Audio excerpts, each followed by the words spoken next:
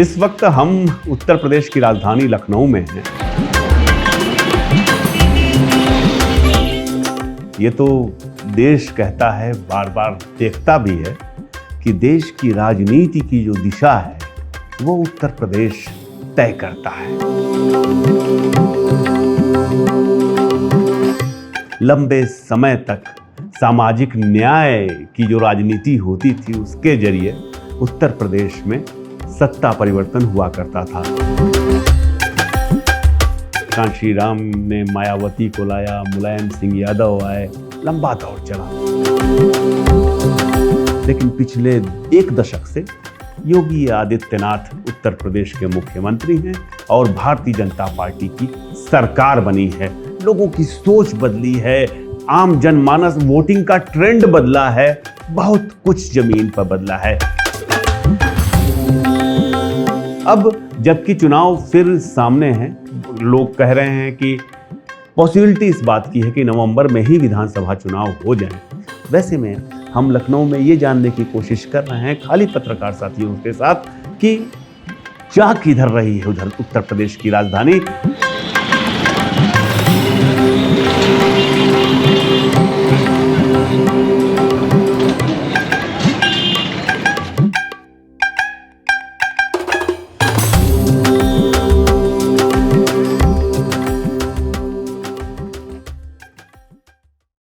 राजनीति तो अभी एकदम एक किनारे हो गई है, राजनीति पर मंदिर हावी हो गया है। अगर आज की तारीख में चुनाव होता है तो निश्चित रूप से सपा ही भारी होगी। भाजपा चाहे जितना प्रयास कर ले, चाहे जितना मैनेजमेंट कर ले, लेकिन राम जन्मभूमि मंदिर ट्रस्ट में हुई दान की चोरी या डकैती, उसका प्रभाव निश्चित रूप से प्रत्येक मतदाता के दिल दिमाग पर पड़ेगा। साथियों नमस्कार, मैं लखनऊ में हूँ। लखनऊ में रहो और यूपी की राजनीति को समझना चाहो तो कुछ लोग ऐसे हैं जिनसे मिलना बेहद ज़रूरी होता है। ऐसे ही हैं हमारे पत्रकार साथी राजू मिश्र जी। राजू जी कई बड़े अखबारों में रहे और ये जिस ढंग से देखते हैं उत्तर प्रदेश की राजनीति को, वैसे देखने वालों की संख्या बेहद कम है। दरअसल ये जमीन से देखते हैं और फिर ऊपर की ओर जाते हैं।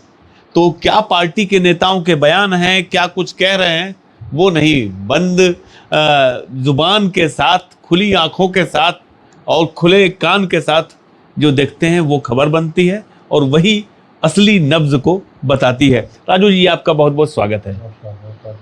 राजू भैया एक चीज बताइए, अभी उत्तर प्रदेश की राजनीति किस दिशा में जा रही है? राजनीति तो अभी एकदम एक किनारे हो गई है, राजनीति पर मंदिर हावी हो गया है।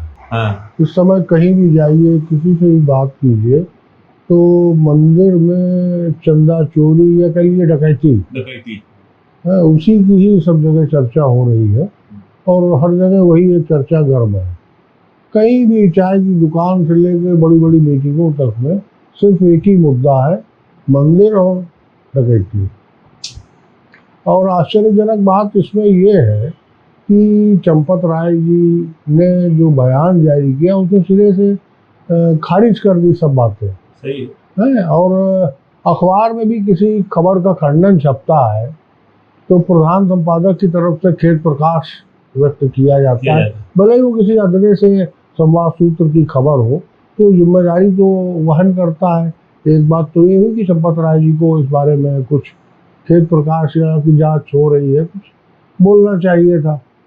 और दूसरी चीज कि बिना किसी रिपोर्ट के, बिना कोई एफआईआर के, जबकि 3 एफआईआर पेंडिंग पड़ी हुई है, एसआईटी जांच शुरू हो जाना।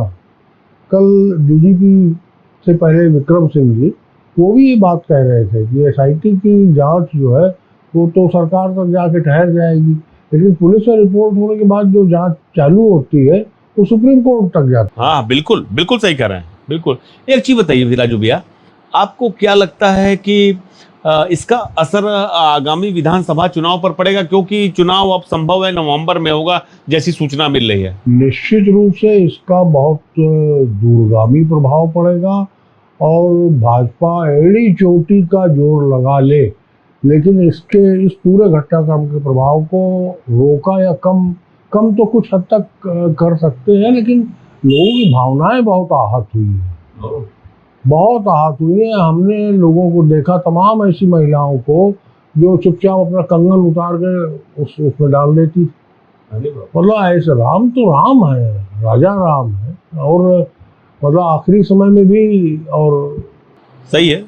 एक चीज बताइए, आपको क्या अखिलेश यादव बतौर विपक्ष के नेता, चूंकि बहुजन समाज पार्टी अप्रासंगिक हो गई है फिलहाल, आपको लड़ते दिखाई दे रहे हैं क्या जमीन पे? अखिलेश यादव ही लड़ते हुए दिख रहे हैं। बसपा का कल एक किसी बड़े अखबार का एक इन्वेस्टिगेशन देख रहे थे, उसमें तो बहन जी से मुलाकात तक का पैसा 5 लाख रुपया मांगते हुए उनके चोर कैमरे में रिकॉर्ड हुए हैं। और कम से कम अखिलेश को तो आप इस अर्थ में भी लीजिए कि ये डकैती और चंदा चोरी जो है वो तो दब जाती। उनके ट्वीट से ही सही मायने में ये पूरा घटनाक्रम उजागर हुआ और पूरा अमला हरकत में आया। चाहे वो मंदिर ट्रस्ट हो, अध्यक्ष जी बहुत पूज्य है नृत्य गोपाल दास जी, उनके प्रति लोगों में बहुत अगाध अपार श्रद्धा है, लेकिन दैवयोग से वो बहुत अस्वस्थ है। और एक शिकायत राजू जी सबकी रहती है इस बात को लेकर के। कई लोग कहते हैं कि जैसे नीट का मामला है, उत्तर प्रदेश में अल्पसंख्यकों के उत्पीड़न का मामला है, रिगिंग का मामला है उपचुनाव में जो स्थिति संभल वगैरह में हुआ था, उसको लेकर के अखिलेश यादव मुखर नहीं रहते। क्या आर्थिक स्थिति पार्टी की दबाव डाल रही है क्या, जो सड़क पर समाजवादी नहीं दिखाई दे रहे? अब सड़क में छुटपुट रूप से तो दिखाई पड़ते हैं, जिला स्तर पर भी दिखाई पड़ते हैं, ऐसा नहीं। आंदोलन तो उनके होते ही रहते हैं, और सपा ही एक ऐसी पार्टी है जो आंदोलन करते दिखाई पड़ती है। वरना कांग्रेस तो बिल्कुल ही आंदोलन करती नहीं वो, और कभी कभार किया भी तो अपने पार्टी दफ्तर तक ही सीमित रहते हैं वो। उसके पीछे तमाम उनके बाकी आप सब जानते हैं कारण हैं, और उनकी अपनी व्यवस्थाएं, मजबूरियां, आर्थिक दबाव उनके ऊपर बहुत है।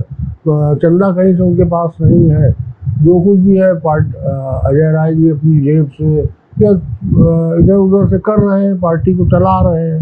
उनका एक संगठन, बड़ा संगठन है, और एक लंबे समय तक सरकार में रहे, लेकिन उनके पास उतने संसाधन नहीं है जो होने चाहिए। अच्छा ये बताइए, आप एक खबर सुनाई देती है बार बार कि केंद्र के बीच मोदी शाह और योगी आदित्यनाथ के बीच कॉन्फ्लिक्ट चल रहे हैं, ये सूचना बार बार आती है। क्या आपको नहीं लगता है कि अयोध्या का जो मसला है, जो चोरी डकैती का मामला है, वो तो है ही, साथ में जो बीजेपी और आरएसएस के भीतर की फूट है वो भी उसकी एक वजह है? कहीं ना कहीं तो ये ऐसा लगता है।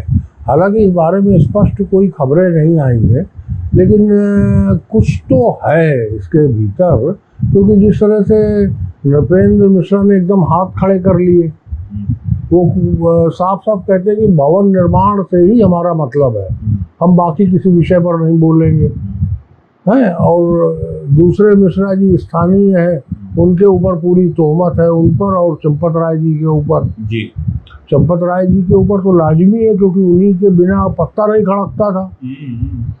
मतलब किसी को अगर कोई वीआईपी मूवमेंट है तो चंपत राय जी ही दर्शन कराने से लेकर प्रस्थान तक साथ रहते थे।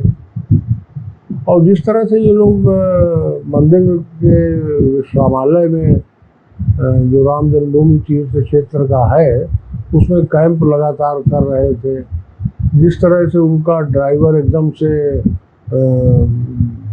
दान की गिनती विभाग का में उसका दबदबा बढ़ा, किसी भी समय वो बेरोक टोक मंदिर में मुआयना करने पहुंच जाते थे, वगैरह वगैरह। और सबसे बड़ी चीज़ है कि किसके, ये यक्ष प्रश्न है कि 8 महीने का सीसीटीवी फुटेज किसके कहने पर डिलीट किया गया? ये बहुत बड़ा सवाल है। ये बड़ा सवाल है, और वो अगर शायद होता तो सब निर्शील विवेचन हो जाता। अच्छा एक चीज बताइए राजू जी, आपने तो उत्तर प्रदेश की राजनीति को लंबे अरसे से देखा है, आपको लग रहा है कि नहीं लग रहा है कि यूपी की जो पॉलिटिक्स है वो कास्ट पॉलिटिक्स से धर्म की राजनीति की ओर मुड़ गई है? हाँ, इसमें तो कोई शक नहीं, लेकिन इस बीच में जो राम मंदिर वाला प्रकरण हुआ, राम मंदिर वाले प्रकरण से तो एकदम से उफान आ गया है। मतलब इतना उफान, जैसा हम अभी हाल में कई जिलों में जाना हुआ, तो इतना उफान तो आंदोलन के समय में भी नहीं दिखा। ऐसा है? ऐसा है। ये आप बड़ी बात कह रहे हैं। हाँ, ये मतलब लोग बहुत बड़ा अपने ऊपर आघात मान रहे हैं। हाँ हाँ बिल्कुल, मैं अयोध्या गया था, लोगों से बात किया, लोग कह रहे हैं कि अयोध्या के लोग कह रहे हैं कि भैया हम लोग तो चोर बन गए। भले ही ये बात अखबारों में नहीं आ रही, किसी चैनल में या किसी अखबार में, लेकिन लोग बहुत दुखी है, द्रवित है कि ये क्या हो रहा। और एक कांग्रेस का जो होर्डिंग अयोध्या में भी लगा और भी कई स्थानों पर, जिसमें संस्कृत के श्लोक के जरिए बताया गया है कि दान का पैसा मंदिर में चढ़ा हुआ और उसको चोरी करने वाले की क्या गति होती है, भावार्थ सहित उस होर्डिंग में बताया गया है। तो शरद शुक्ला जी है कांग्रेस के नेता, उन्होंने इसको लगाया है। और मंदिर का धन तो वैसे भी लोग पाप समझते हैं, उसका उपभोग। आपको कैसा लग रहा है उत्तर प्रदेश सरकार जो है 10 साल होने को आया, कैसे चल रही है? आम आदमी की क्या सोच है? आम आदमी की सोच है कि मुख्यमंत्री तक अपनी बात सीधे नहीं पहुंचा पाते हैं। जनता दर्शन में जो वो एप्लीकेशन देते हैं उस तक पर कार्रवाई नहीं हो पाती है।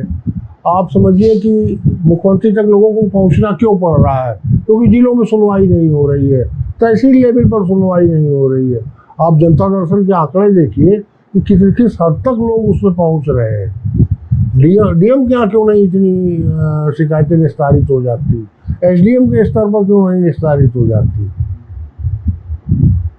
एक चीज आपको लगता है क्या कि उत्तर प्रदेश में अगर चुनाव नवंबर में जैसे की संभावना लग रही है, कांग्रेस और सपा के बीच सीटों का बंटवारा आसानी से हो जाएगा? हाँ, हमको तो ऐसा लगता है कि इनका जिस तरह से राहुल गांधी के बयान आ रहे हैं, जिस तरह से अखिलेश के बयान आ रहे हैं, दोनों के बयानों में एक समझदारी दिखती है और लगता नहीं कि ऐसा। और दोनों की ट्यूनिंग भी ठीक ठाक है। हाँ, दोनों की ट्यूनिंग ठीक है, कोई डाउट नहीं। राम जन्मभूमि का प्रकरण भाजपा के लिए बहुत, उसके अलावा क्या मुद्दे रहेंगे आपको लगता है? राम जन्मभूमि तो आपने बता दिया, उसके अलावा बताइए। देखिए, एक अंडर करंट जो दो बड़े मुद्दे हैं, महंगाई और बेरोजगारी, जो किसी भी यूपी में क्या वो धर्म की विचारधारा, नफरत की आग से वो आगे बढ़ जाएंगे? नहीं, वो तो आगे नहीं बढ़ेंगे, लेकिन उसका प्रभाव मतदान पर देखने को मिलेगा। युवा बेरोजगारी से नाराज हैं, आपका कहने का मतलब ये है? बिल्कुल। भले ही आपने तिलचट्टा पार्टी के अध्यक्ष को मार दिया, पिटाई हो गई, ये हो गया, कम बिजली जुटी, ये हुआ, लेकिन उसका असर तो है ही। हर घर से बेरोजगार पड़ा हुआ है। गांव में नौकरी न मिलने के कारण युवाओं में नशेबाजी, जुए जैसी प्रवृत्तियां बहुत तेजी से बढ़ी हैं। इसको भी नजरअंदाज नहीं किया जा सकता। नजरअंदाज नहीं किया जा सकता, कतई नहीं, कतई नहीं। ये आपने बड़ी बात बताई कि बेरोजगारी भी इस बार, महंगाई भी मुद्दा रहेगा। देखिए, किसी आप अखबारों में कहीं भी आपको कहीं टीवी में एक चीज बताइए राजू भैया, अपने अनुभव से भी बताइएगा और चीजों को देख करके भी, बड़ा ईमानदार जवाब चाहते हैं। क्या योगी आदित्यनाथ मोदी और शाह पर भारी पड़ेंगे? फिर से बचा ले जाएंगे अपना तीसरा कार्यकाल? योगी के बारे में समय समय पर चर्चा तो उठती रहती है कि बदला जाना है, लेकिन उनका कोई विकल्प नहीं जल्दी आसपास नजर आता। इसमें कोई शक नहीं है। अंधा, गूंगा, बहरा भी इस बात पर यकीन नहीं करेगा कि योगी जी भ्रष्ट है। वो 100% 24 कैरेट के ईमानदार। इस मामले में कोई वो नहीं है, शक नहीं। लेकिन उनके आसपास जो अफसरों की टिकड़ी है, वो उनको अंधेरे में रख। क्या उत्तर प्रदेश को ब्यूरोक्रेट चला रहे हैं? बिल्कुल। जैसा वो रिपोर्ट देते हैं उसी आधार पर ही तो मुख्यमंत्री के कदम बढ़ते हैं, उसी दिशा में कार्रवाई होती है। बड़ा नाम आता है अवनीश अवस्थी का। अवनीश अवस्थी का नाम सबसे ज्यादा आता है कि वो नीतियों को प्रभावित कर रहे हैं। क्या ये सच है? अब इस बारे में कोई मतलब स्पष्ट प्रमाण तो नहीं मिलता है कि अवस्थी जी अच्छे व्यक्ति है, अवस्थी जी बहुत मतलब व्यवहारिक है, और लेकिन कोई ऐसा प्रमाण नहीं है कि वो प्रभावित कर रहे हैं, ऐसा प्रमाण नहीं है। कुल मिलाकर के ब्यूरोक्रेट्स चला रहे हैं, इसमें कोई शक नहीं करना चाहिए। तो साथियों, आपने देखा राजू मिश्र जी ने बहुत बारीकी के साथ, स्पष्टवादिता के साथ, कम शब्दों में पूरे की पूरी यूपी की मौजूदा राजनीति के चेहरे को सामने ला खड़ा किया। हम इनसे आखिरी सवाल करने जा रहे हैं। मेरा आखिरी सवाल ये है कि अगर आज चुनाव हो जाए, आज की डेट में, तो कौन सी पार्टी आपको आगे बढ़ती? अगर आज की तारीख में चुनाव होता है तो निश्चित रूप से सपा ही भारी होगी। सपा भारी पड़ेगी ना? भाजपा चाहे जितना प्रयास कर ले, चाहे जितना मैनेजमेंट कर ले, लेकिन राम जन्मभूमि मंदिर ट्रस्ट में हुई दान की चोरी या डकैती, जो भी उसको कह लीजिए, उसका प्रभाव निश्चित रूप से प्रत्येक मतदाता के दिल दिमाग पर पड़ेगा। अब जैसा कि कह रहे राजू भाई कि आज के डेट में समाजवादी पार्टी आगे चल रही है, हम उम्मीद करते हैं कि ये लड़ाई बहुत दिलचस्प होगी। उत्तर प्रदेश विधानसभा चुनाव, जहां से देश की राजनीति का चेहरा तय होगा, जहां से तय होगा कि 2029 में क्या होगा, उस सब का हमको बेसब्री से इंतजार है। मिलते रहेंगे, फिर बात करेंगे। नमस्कार राजू भाई, धन्यवाद।